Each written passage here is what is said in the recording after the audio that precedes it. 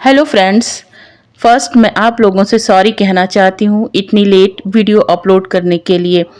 मैं इस बीच काफ़ी बिजी थी, इसी वजह से मैं अपनी वीडियो अपलोड नहीं कर पा रही थी। नेक्स्ट टाइम कोशिश करूँगी कि ऐसा ना हो। Again sorry. मैं अपना वन शॉट एफएफ, जिसे कि अब मैं खुद भी वन शॉट नहीं कहना चाहती हूँ, बिलोंग टू माय हार्ट को लेकर आई हूँ। यह इसका सेकेंड लास्ट पार्ट होगा। मैंने सोचा था कि इसी पार्ट में सारा ख़त्म कर दूंगी, लेकिन फिर ऐसा नहीं हो पाया। इसके लिए फिर से मैं आप लोगों से सॉरी कहती हूँ।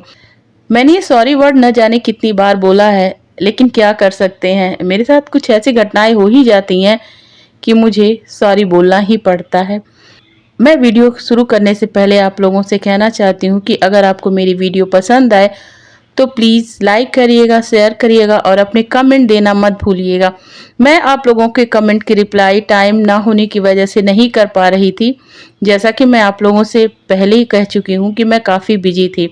तो प्लीज़ अपने कमेंट देना मत भूलिएगा और साथ ही साथ मेरे चैनल को सब्सक्राइब करना भी मत भूलिएगा अगर आप लोग नए आ रहे हो तो। वैसे मुझे लगता है कि मेरे लेट होने की वजह से मेरे पुराने सब्सक्राइबर भी थोड़ा नाराज हो जाते हैं कि मेरे चैनल को अनसब्सक्राइब कर देते हैं, तो प्लीज़ ऐसा मत करिए।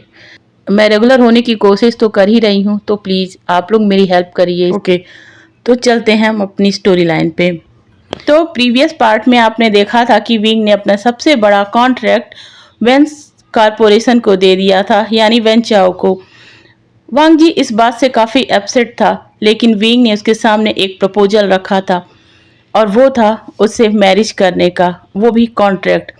वांग जी पहले तो इससे इनकार करता है, मगर बाद में सी चैन के समझाने पर हाँ बोल देता है।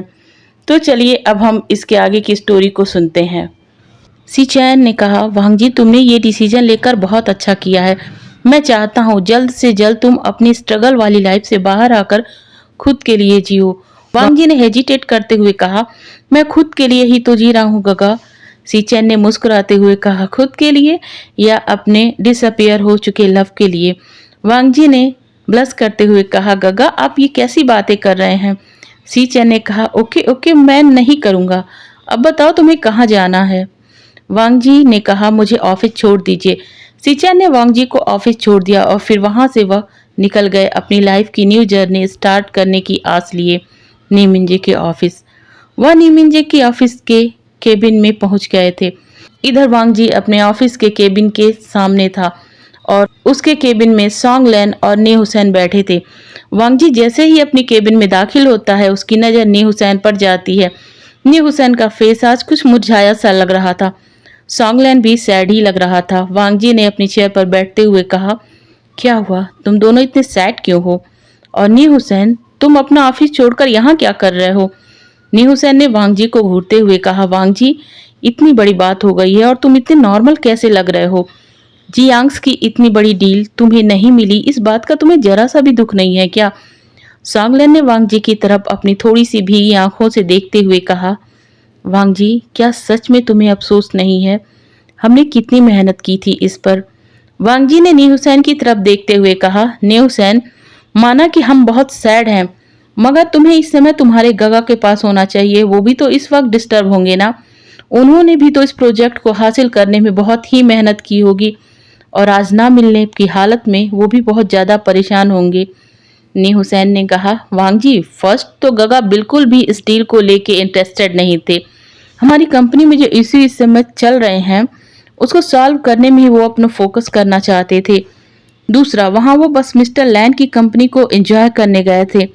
वांग जी और सॉन्गलैन दोनों नी हुसैन की इस बात पर उसे घूरने लगते हैं।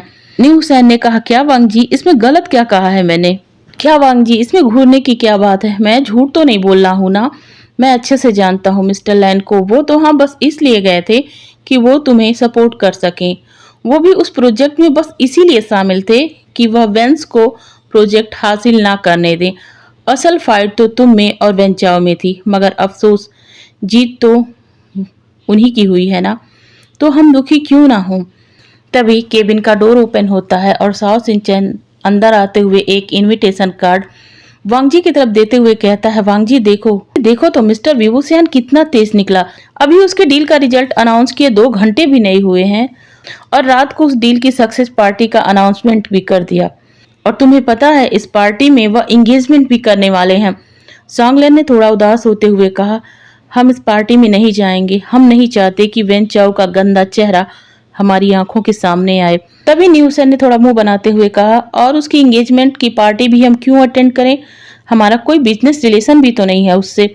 उसने क्या कहा था? उसने वांगजी से कहा था कि उसका एक्सपीरियंस कम है।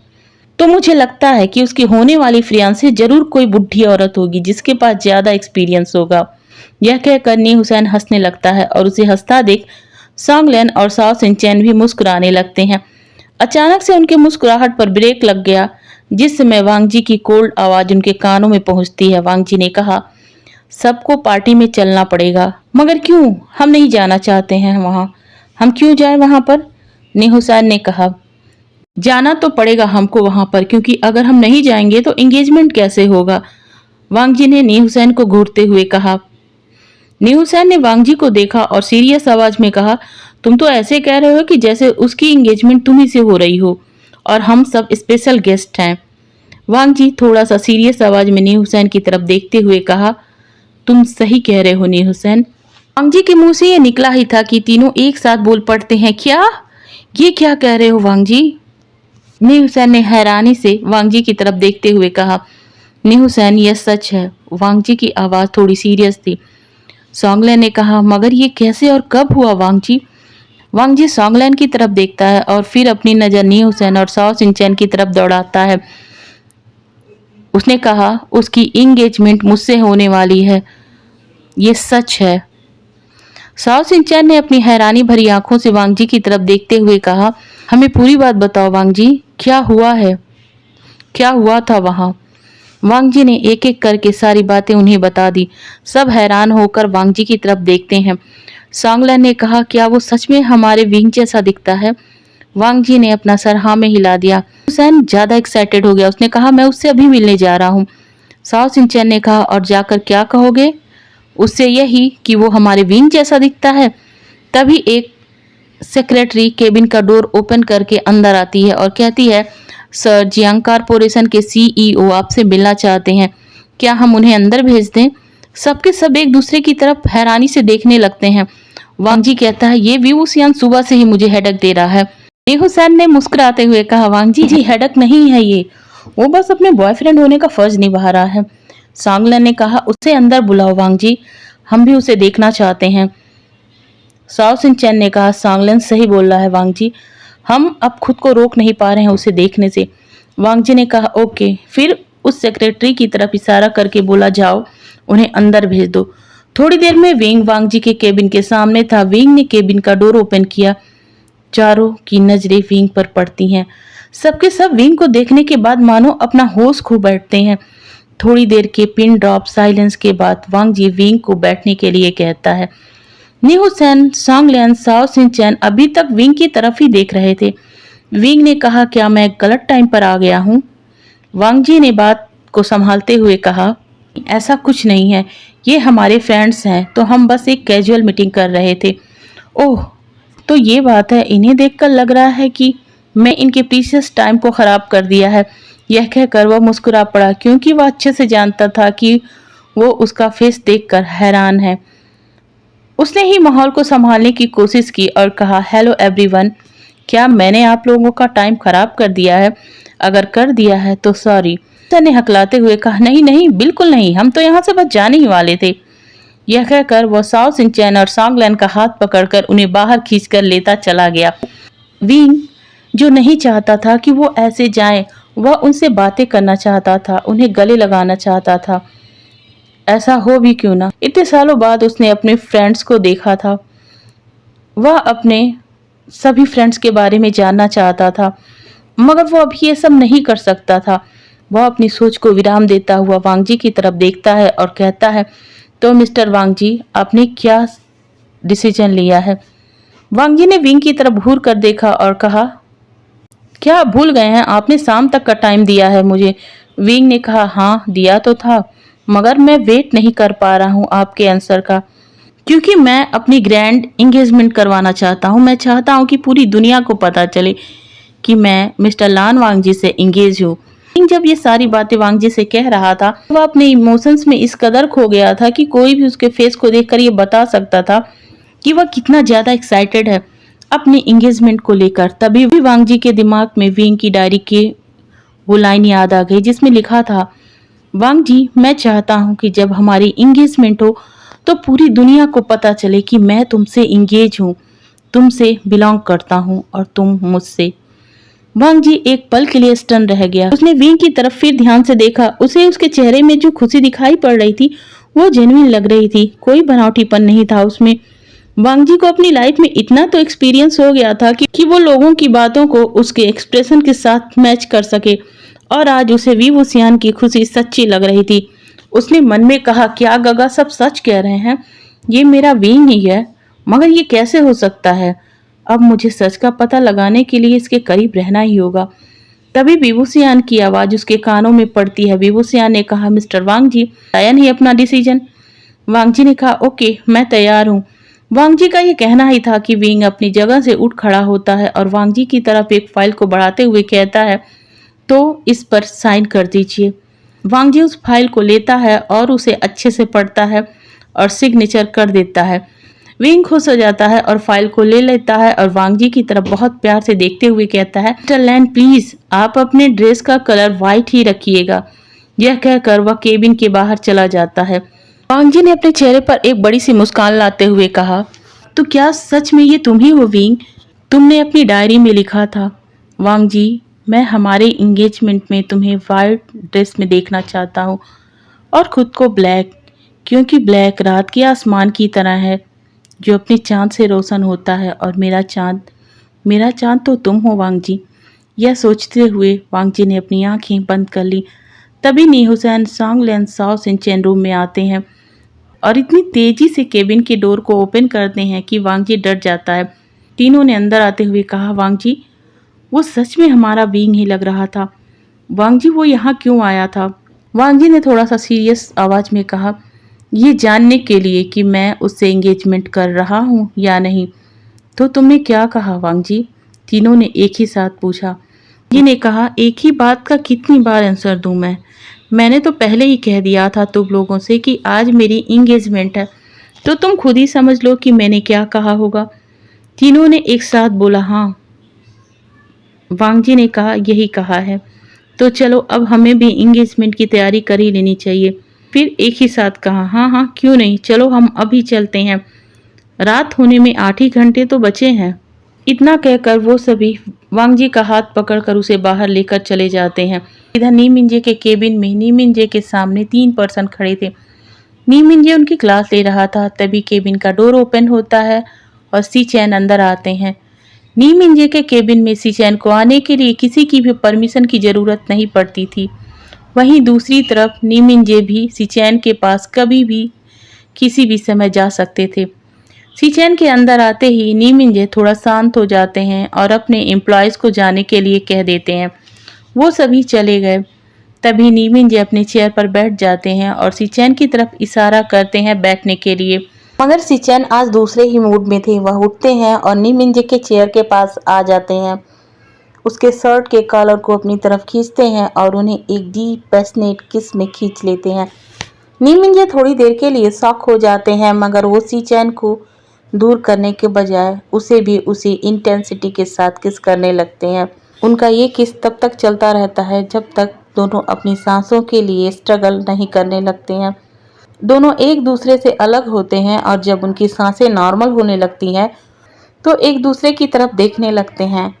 सिचैन अभी नीमिंजे से कुछ कहने ही वाले थे कि नीमिंजे एक बार फिर सिचैन को किस करने लगते हैं, मगर ये किस इस बार बहुत ही एग्रेसिव था।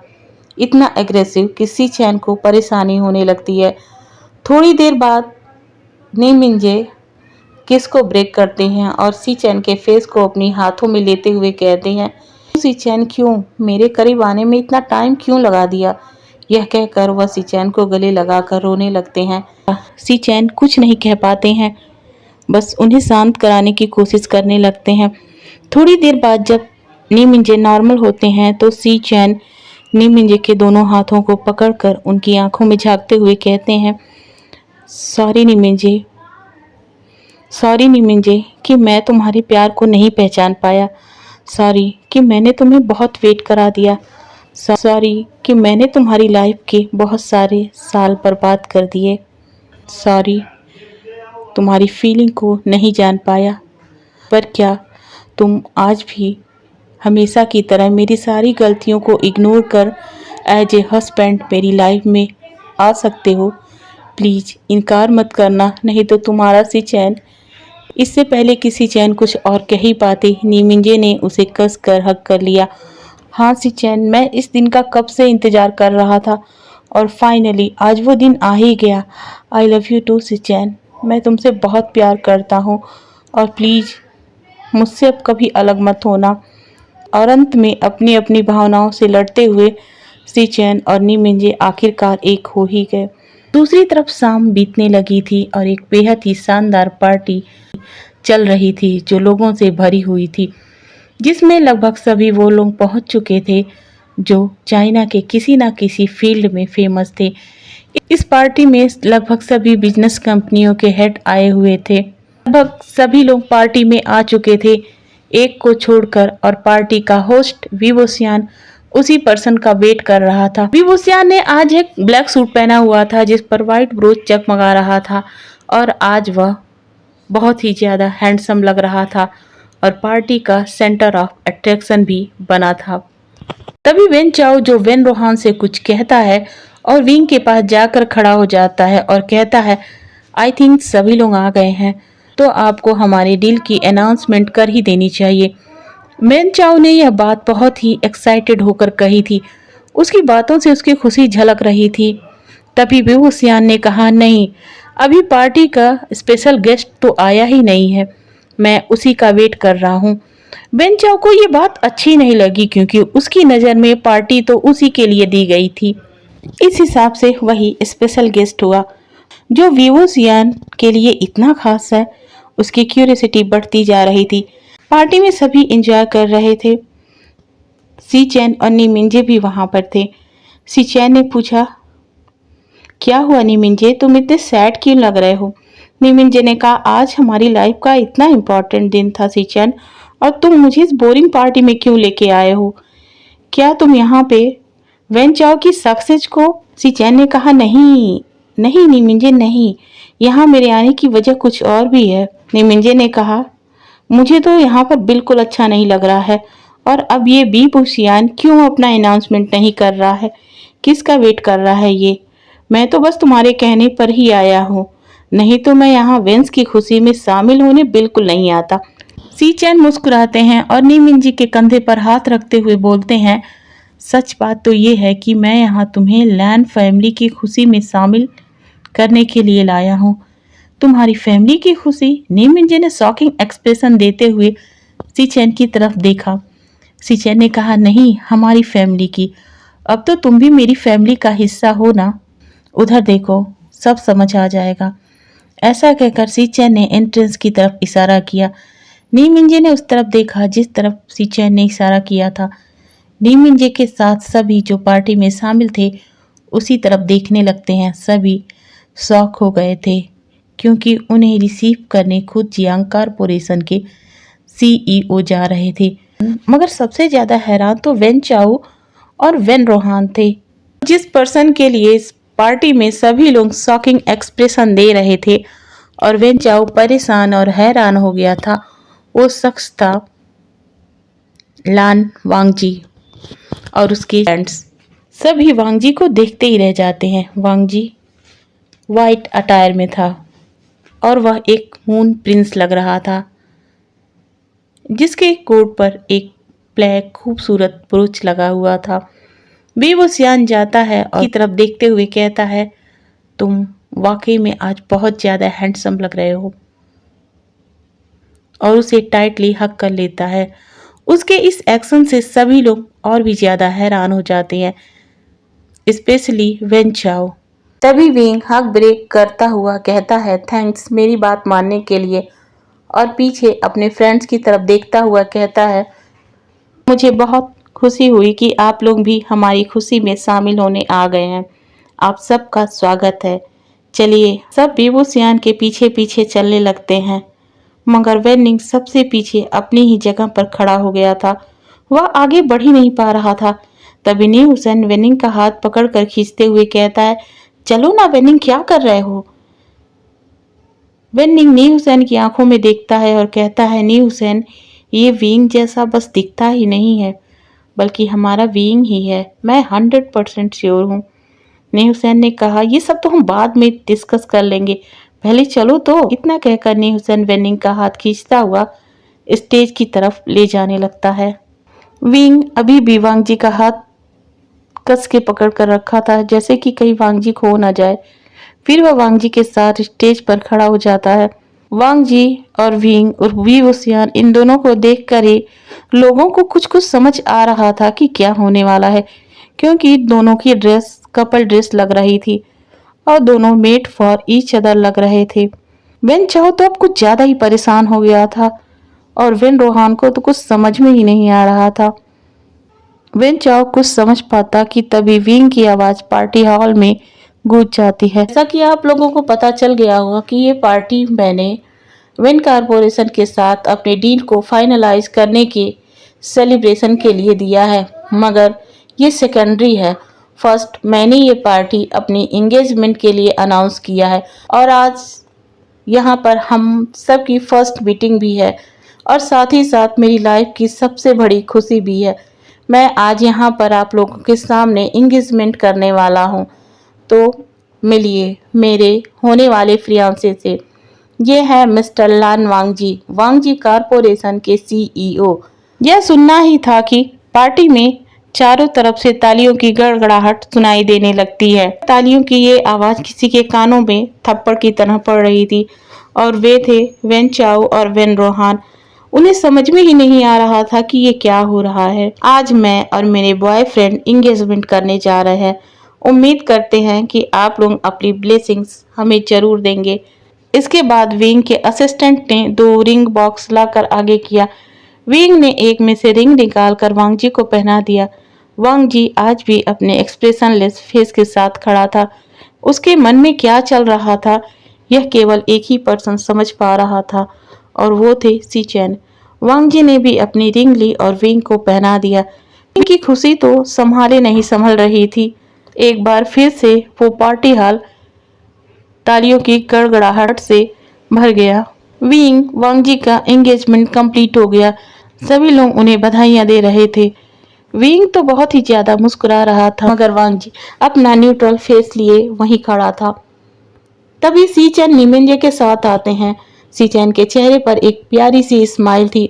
वो विंग की तरफ देखते हुए कहते हैं, अब जब आप मेरे भाई के साथ एंगेज हो ही गए हैं तो प्लीज उसका ख्याल रखिएगा। सी चैन ने विंग से कहा। विंग ने कहा, हाँ जरूर, मैं उनका ख्याल बहुत अच्छे से रखूंगा। इतना कहने के बाद सी चैन वांग जी की तरफ मुड़ते हैं और उसे गले लगाते हैं और कान में धीरे से कहते हैं, मैंने वो कर दिया है वांग जी। यह कहकर वह वांग जी से दूर हो गए। पहली बार वांग जी के फेस पर बड़ी सी स्माइल थी। वो दोनों निमिंजे की तरफ देख रहे थे। निमिंजे ने पहली बार वांग जी की वो प्यारी सी स्माइल देखी थी। बदले में उसने भी थोड़ा सा साई करते हुए छोटी सी स्माइल उनकी तरफ कर दी। यहाँ उनकी साइलेंट कन्वर्सेशन खत्म हो जाती है तो वो विंग और वांग जी से विदा लेकर चले जाते हैं, क्योंकि शायद उन्हें आज बहुत जल्दी थी जाने की या फिर एक दूसरे के साथ टाइम स्पेंड करने की। अब थोड़ी देर बाद सब वहाँ से जाने लगते हैं और पूरा पार्टी हॉल खाली होने लगता है। लास्ट में वांग जी के फ्रेंड्स आते हैं और दोनों को एक बार फिर विश करते हैं और वहाँ से जाने लगते हैं। हालांकि उनका मन नहीं था, उनके मन में कई सवाल चल रहे थे। वो विंग से बातें कर कंफर्म करना चाहते थे, उसकी आइडेंटिटी जानना चाहते थे, मगर इस समय तो उन्हें इस बात की इजाज़त ही नहीं दे रहा था, क्योंकि वो देख सकते थे कि विंग के चेहरे पर थकान साफ झलकने लगी थी और वांग जी भी तो सुबह से किसी न किसी काम में उलझा था। पहले मॉर्निंग में मीटिंग थी, फिर मीटिंग में होने वाले टेंशन और फिर आज रात की ये पार्टी जो उसकी लाइफ को पूरे तरीके से बदलने का दम रखती है। इन सब उलझनों से वह भी तो पूरी तरीके से एग्जॉस्ट हो चुका था। भले ही वह इस बात को दिखा नहीं रहा था। यही सोचकर उसके फ्रेंड आज कुछ और न करने की सोचकर वहां से चले जाते हैं। अब पार्टी हॉल में इक्के दुक्के मेहमानों के साथ विंग और वांगजी रह जाते हैं। वांगजी ने अपने चारों तरफ नजर घुमाकर देखा तो किसी की तलाश कर रहा था, मगर वो मिला ही नहीं था। वह खुद में बड़बड़ाया, विंस यहाँ से कब चले गए? मैंने तो एंगेजमेंट अनाउंस के बाद से उन्हें देखा ही नहीं। क्या वो तभी चले गए थे?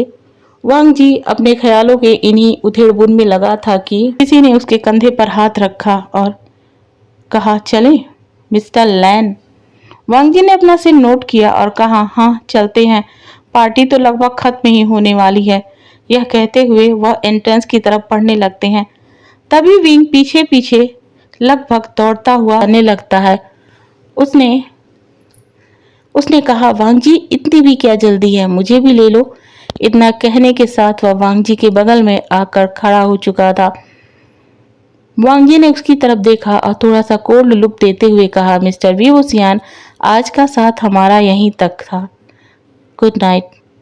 कहकर जैसे ही वह अपनी कार की डोर को ओपन करने लगता है, विंग ने उसका हाथ पकड़ लिया और कहा, नहीं मिस्टर लैन, नहीं, आप आज से मेरे साथ ही रहेंगे। मगर क्यों? वांगजी ने क्वेश्चनिंग लुक देते हुए विंग की तरफ देखा। विंग ने मुस्कुराकर थोड़ा सा झुकते हुए वांगजी के कान के पास जाकर कहता है, मिस्टर लैन, आज से आप मेरे हैं और मेरे साथ मेरे मेंशन में रहेंगे।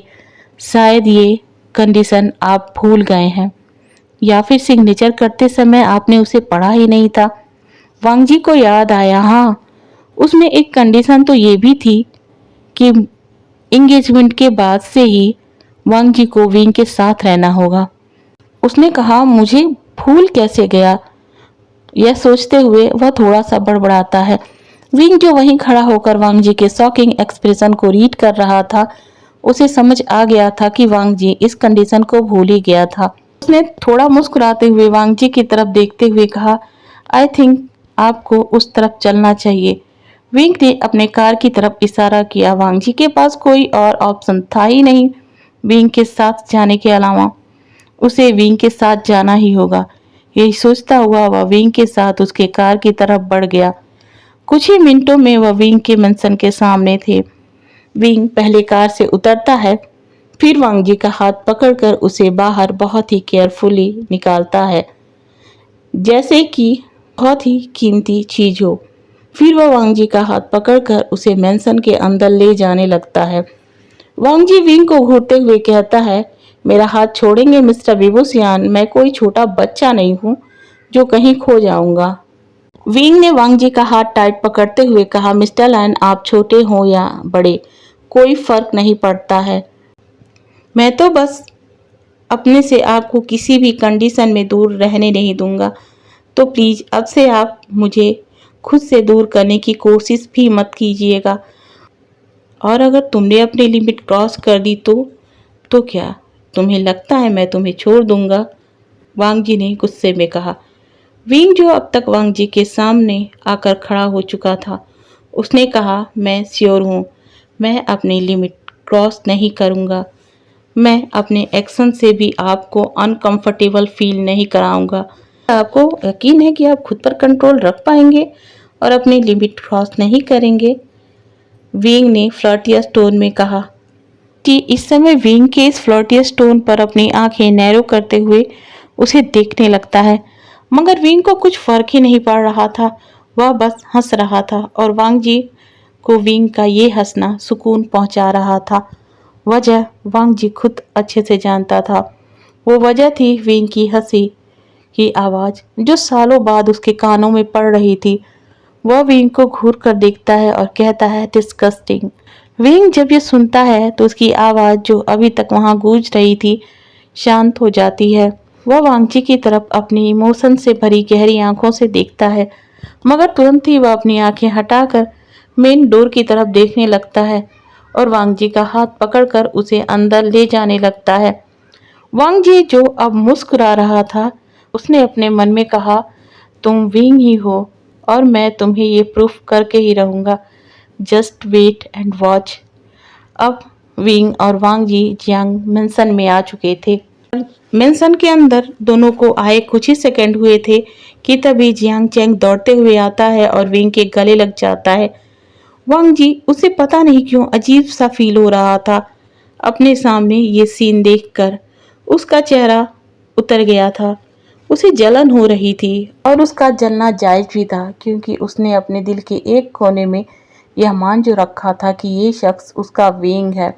विंग अपना हक ब्रेक कर जियांग चेंग के हाथ को पकड़ता है और उसे वांग जी के सामने खड़ा करते हुए कहता है, इससे मिलो। ये विंग अभी अपना शब्द पूरा ही नहीं कर पाया था कि जियांग चेंग वांग जी को गले लगा लेता है और कहता है, मैं जानता हूँ ये मिस्टर लैन है, अब से ये हमारे साथ रहेंगे। वांग जी, जिसको जियांग चेंग का टच पसंद नहीं आ रहा था, वह उसे हटाने की कोशिश करता है कि तभी विंग जियांग चेंग को अपनी तरफ खींचते हुए कहता है, चेंग, मैंने कहा था ना, इनको किसी का टच पसंद नहीं है और अगर तुम यूं ही इन्हें गले लगाते रहोगे तो ये हमें छोड़कर चले जाएंगे। जियांग चेंग ने कहा, हाँ आपने कहा था गगा, मैं मगर भूल गया। फिर वह वांग जी की तरफ अपनी टियरी आई से देखता हुआ बोलता है, प्लीज नाराज मत होना, मैं अब ऐसा नहीं करूंगा, आप हमें छोड़कर मत जाना प्लीज। वांग जी हैरान था, ये शख्स उसके बारे में जानता है और इतनी पर्सनल बात भी उसे पता है। ओह, तो वेंग ने उसे सब बता रखा है। वांग जी, जो अब बहुत फ्रस्ट्रेट हो चुका था विभूषियान को लेकर और कहीं ना कहीं विंग भी इस बात को समझ रहा था, उसने कहा, मिस्टर लैन, आई थिंक अब हमें रेस्ट करना चाहिए। जियांग चेंग, तुम सो जाओ, गगा बहुत ज्यादा थके हैं। क्या आपको मिस्टर लैन को मेंशन लाने में ज्यादा मेहनत करनी पड़ी थी गगा? जियांग चेंग बहुत ही मासूमियत के साथ विंग से बोलता है। जियांग चेंग से कहता है, तुम सही समझ रहे हो चेंग, इन्हें लाने में बहुत ही मेहनत करनी पड़ी है मुझे। यह कहकर वह वांग जी को विंग करता है और एक सर्वेंट को बुलाकर कहता है, इन्हें मेरे कमरे में ले जाओ। फिर वह वांग जी की तरफ मुड़ते हुए कहता है, मिस्टर लैन प्लीज आप जाकर रेस्ट कीजिए, मैं जियांग चेंग को सुला कर आता हूँ। यह कहकर विंग चेंग का हाथ पकड़ता हुआ वहां से जियांग चेंग की रूम की तरफ चला जाता है। वह सर्वेंट वांग जी को विंग के रूम में लाता है और कहता है, सर आपके क्लॉथ वार्डरोब में रखे हैं, आप चाहे तो जाकर शावर ले सकते हैं और अगर आपको किसी चीज की जरूरत हो तो हमें बता दीजिएगा। यह कहने के साथ वह सर्वेंट वहां से चला जाता है। वांग जी उस रूम के चारों ओर देखता है। वह रूम बड़ा था और ब्यूटीफुल था। वह बेड पर लेट जाता है और विंग और चेंग के कन्वर्सेशन को समझने की कोशिश करने लगता है, मगर इन सब बातों में उसका दिमाग फटने लगता है। वह चिल्लाकर बोल पड़ता है, मैंने आज बहुत कुछ सोच लिया है, अब मुझे कुछ और सोचना नहीं है। यह कहता हुआ वह वार्डरोब की तरफ जाता है, वहां से अपने कपड़े लेता है और शावर रूम में चला जाता है।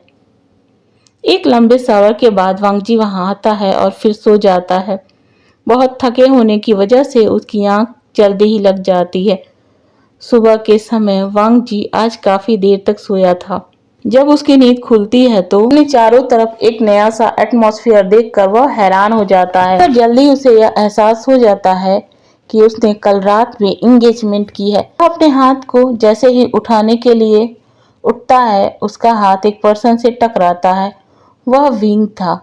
वह विंग की तरफ देखता है और अपने शॉकिंग एक्सप्रेशन के साथ ही कहता है, क्या ये मेरे साथ ही सोया था? उसे बहुत गुस्सा आ रहा था, मगर वह खुद को कंट्रोल में रखता है क्योंकि वह जानता है कि ये पर्सन विंस के खिलाफ उसकी आखिरी होप है। अगर यह विंग ना हुआ तो। अपने हल्के हाथों से विंग को हिलाते हुए कहता है, विंग उठो। मगर विंग, जो अपनी गहरी नींद में ही सोया था, उसने वांग जी को अपनी तरफ खींचते हुए कहा, स्वीट हार्ट प्लीज अभी मत उठने को कहो ना, तड़पा हूँ तुम्हारे लिए, प्लीज मेरा ये सुकून का पल मत छीनो ना प्लीज वांग जी। वांग जी, जो अब विंग के चेस्ट से जाकर हिट हो गया था, उसका पूरा शरीर कांप उठता है। वह एक बार फिर विंग को जगाने की कोशिश करना चाहता था, मगर वो ऐसा नहीं करता है। उसने अपनी आंखें बंद कर ली, मगर उसकी आंखों में आंसू थे। उसे अब पूरा यकीन हो गया था कि यह विंग ही है, क्योंकि विंग ने खुद के नाम पर रिएक्ट किया था और आज वांग जी को वही जानी पहचानी खुशबू आ रही थी। उसने कुछ भी रिएक्ट नहीं किया, बल्कि विंग के आगोश में लेटा रहा। उसकी आंखें बंद थीं, मगर वो अभी सोया नहीं था। उसका दिल कर रहा था कि वो विंग को जगा दे, उससे बातें करे, उसके बारे में पूछे, उसे अपने गले लगाए और उसे डांटे और भी बहुत कुछ। मगर उसने कुछ भी न करने की सोची और विंग की बाहों में पड़ा रहा। करीब आधे घंटे के बाद विंग की नींद खुलती है और अपने ऊपर किसी भारी चीज को वह फील करता है, मगर जल्द ही उसे समझते देर ना लगी कि ये वांगजी है। वह घबरा जाता है। वह वांगजी को बहुत ही केयरफुली अपने ऊपर से हटाते हुए वह इस बात का ध्यान रखते हुए कि वांगजी कहीं जग न जाए, विंग वांगजी को अपने बगल में लिटा देता है। और जब उसे पूरा यकीन हो जाता है कि वांगजी नहीं उठ रहा है, तो वह वांगजी के माथे पर किस करता है और उसकी बालों में अपना हाथ फिराते हुए कहता है, वांगजी, आई लव यू, प्लीज मुझे छोड़कर मत जाना। अगर तुम जाना चाहोगे भी ना तो मैं तुम्हें नहीं जाने दूंगा। वो विंग कमजोर था, हेल्पलेस था वांगजी, मगर ये विवुसियान है, विंग नहीं। विवुसियान कमजोर नहीं है, वह अपने प्यार को अपने पास रखने के लिए कुछ भी कर सकता है। पता है तुम्हें, कुछ भी। यह कहने के बाद वह वांगजी के फोरहेड पर फिर किस करते हुए वहां से वॉशरूम की तरफ चला जाता है। वांगजी अपनी आंखें खोल देता है। उसकी आंखों में आंसू बह रहे थे, जिसे उसने न जाने कब से होल्ड करके रखा था। उसने वॉशरूम की तरफ देखते हुए कहा, विंग, तुम कमजोर तब भी नहीं थे डार्लिंग, बस समय तुम्हारे अगेंस्ट था। वांगजी उठ जाता है, वह सॉन्गलैन को कॉल करता है और वहां से निकल जाता है। विंग बाहर आता है, वांगजी को नहीं पाता है।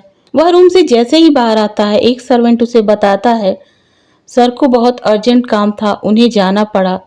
उन्होंने कहा, आप परेशान मत होइएगा और अच्छे से लंच कर लीजिएगा, वो आपसे ऑफिस में मिलेंगे।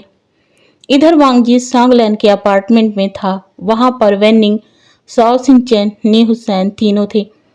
सांगलैन परेशान होते हुए कहा, वांगजी, क्या हुआ, कोई बात हो गई थी क्या, जो तुम इतनी सुबह हम सबको इकट्ठा कर लिए हो? वांगजी ने कहा, हाँ, बहुत बड़ी बात हुई है। मुझे पता चल गया है कि वो व्यूसियान सच में हमारा विंग है और ये बात एकदम कंफर्म हो गई है। नेहुसन ने कहा, और वो कैसे पता चल गया वांगजी? क्या तुमने रात में उसके साथ कुछ किया था जिससे तुम्हें पता चल गया? वेनिंग ने ने हुसैन को घूरते हुए कहा, ने हुसैन, कभी तो सीरियस हो जाया करो। वांगजी ने कहा, उसने खुद ही कहा कि वो विंग है। इसके बाद वांगजी ने रात की सारी बातें बता दी। ने हुसैन ने अपने दिल पर हाथ रखते हुए कहा, हाउ रोमांटिक। वेनिंग ने कहा, ने हुसैन, अपनी बकवास बंद करोगी कि नहीं? ने हुसैन ने कहा, ओके, जरूर बंद कर दूंगा। इसके बाद वह शांत बैठ जाता है। सांगलन ने कहा, वांगजी, ये तो हमारे लिए बहुत ही खुशी की बात है ना कि हमारा विंग जिंदा है। मैं बता ही नहीं सकता कि मैं कितना खुश हूँ। ताओ सिंचन ने कहा, शब्द भी कम पड़ जाएंगे उसे बयां करने में।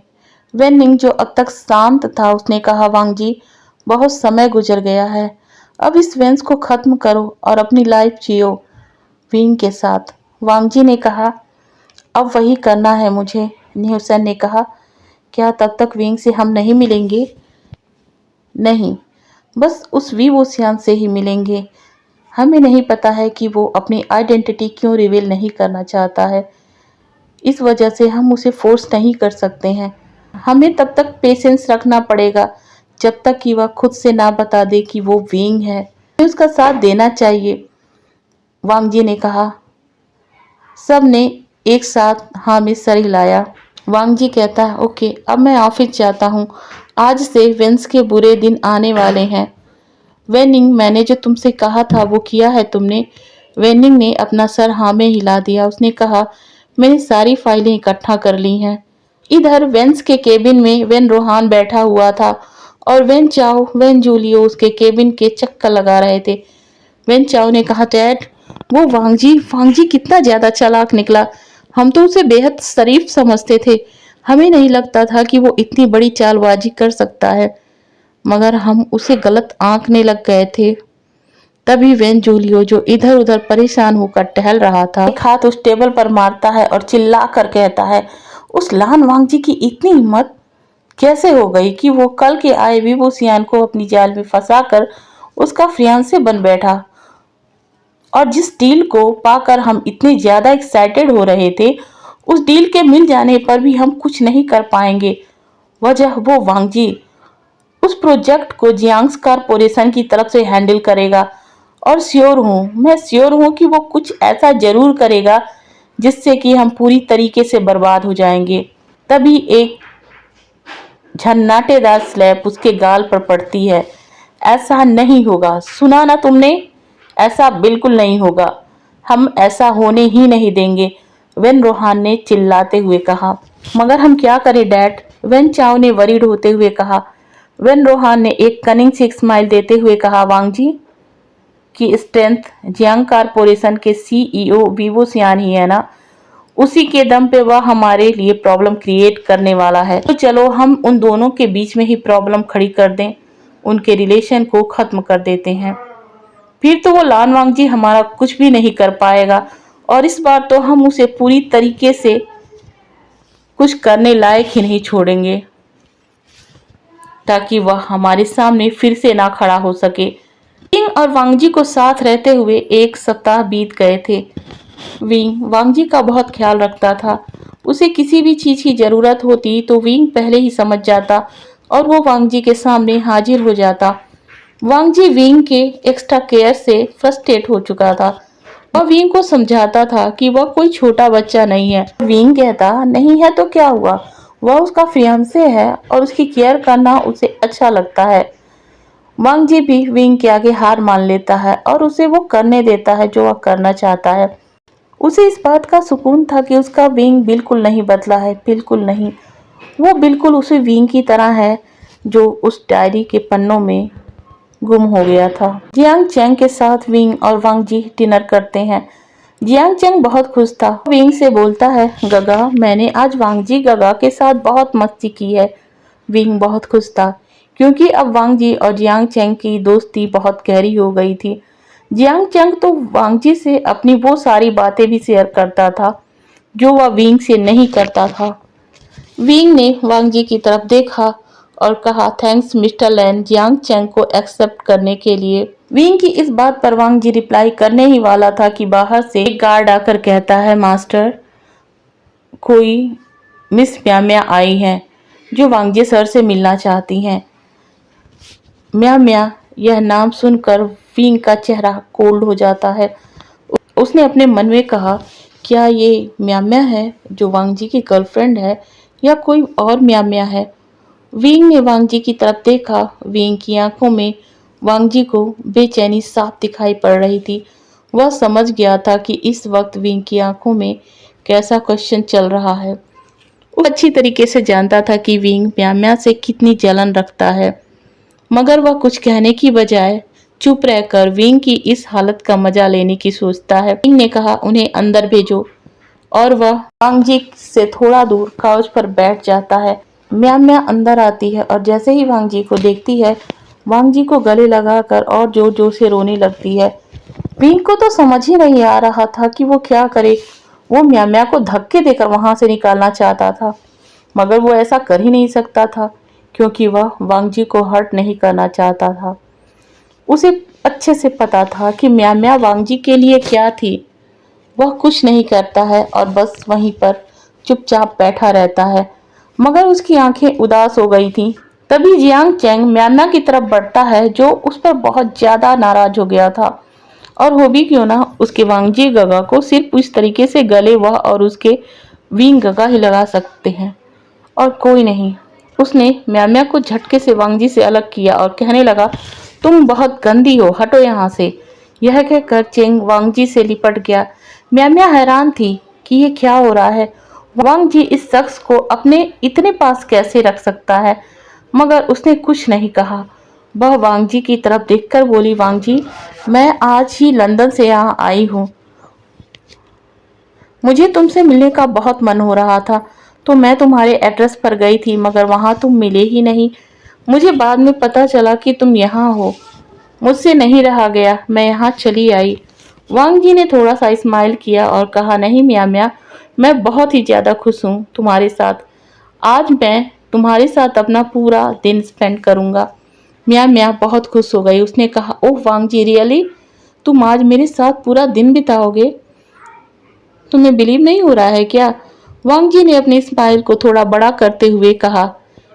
म्या ने कहा, नहीं, मुझे यकीन नहीं हो रहा है वांग जी, क्योंकि मुझे अच्छे से पता था तुम मुझसे कितना नाराज थे, इसीलिए थोड़ा सा डाउट था। अब डाउट क्लियर हो गया है ना, तो फिर बताओ कहाँ चलना चाहोगी? वांग जी ने कहा। म्या और भी खुश हो गई। वह वांग जी को गले लगाने ही वाली थी कि वांग जी ने इशारे से उसको वहीं रोक दिया। म्या हैरान होते हुए वहीं खड़ी रही। वांग जी ने जियांग चेंग के सर पर हाथ फेरते हुए कहा, जियांग चेंग, तुम सैड हो। जियांग चेंग जो म्या और वांग जी के कन्वर्सेशन को सुन रहा था, उसमें से उसे तो कुछ समझ में आ रहा था और कुछ नहीं, मगर उसे ये जरूर समझ में आ गया था कि वांग जी आज पूरे दिन म्या के साथ टाइम स्पेंड करने वाला है। इसी वजह से वह सैड हो गया था और रोते हुए वांग जी से बोला, आप मेरे साथ नहीं खेलोगे ना? वांग जी ने जियांग चेंग के आंसुओं को पोंछते हुए कहा, क्यों नहीं, बिल्कुल खेलूंगा, मगर रात में। अभी मुझे म्या के साथ जाना होगा, बहुत जरूरी है चेंग, समझो ना। मेरे अच्छे चेंग, प्लीज सैड मत हो। मुझे तुम्हारे आंसू बिल्कुल अच्छे नहीं लगते, पता है ना तुम्हें? यह कहता हुआ वह जियांग चेंग के बालों को रफेल कर रहा था। जियांग चेंग एक अच्छे बच्चे की तरह कोई भी आर्ग्यू किए बिना वांग जी की बात मान लेता है। ओके, आप जाओ, मगर आपने प्रॉमिस किया है तो उसे जरूर पूरा करना, जियांग चेंग ने वांग जी की तरफ देखते हुए कहा। वांग जी ने चेंग को थोड़ा सा दूर करते हुए कहा, बिल्कुल, और तुम्हें पता है ना कि कुछ भी हो जाए मैं अपने प्रॉमिसेस नहीं तोड़ता। यह सुनकर जियांग चेंग ने बड़ी स्माइल दी। उसे अच्छे से पता था कि उसके वांग जी काका ने उसके साथ कोई भी प्रॉमिस नहीं तोड़ी है, वह हैप्पी हो जाता है। तो वह म्या की तरफ देखते हुए बोलता है, गगा ये कौन है? क्या ये आपकी फ्रेंड है? वांग जी ने कहा, हाँ, ये मेरी बहुत ही पुरानी फ्रेंड है। क्या सियान गगा से भी पुरानी? हाँ, उनसे भी पुरानी। यह कहते हुए वांग जी विंग की तरफ देखता है, जो अभी तक शांत बैठा था, मगर उसकी आंखों में देखकर कोई भी ये बता सकता था कि न जाने कितने ही सारे इमोशंस उसमें दिख रहे हैं। वांग जी, जो कि विंग के इस इमोशंस को अच्छी तरीके से समझ रहा था, विंग की तरफ हल्की सी स्माइल करता है और तुरंत ही अपनी नजरें हटाकर म्या की तरफ देखता है। मैंने इनको तुमसे मिलवाया ही नहीं, ये है जियांग चेंग, मेरा बेस्ट फ्रेंड। म्या ने अपना थोड़ा सा अजीब फेस बनाते हुए कहा, मैं म्या हूँ, वांग जी की फ्रेंड।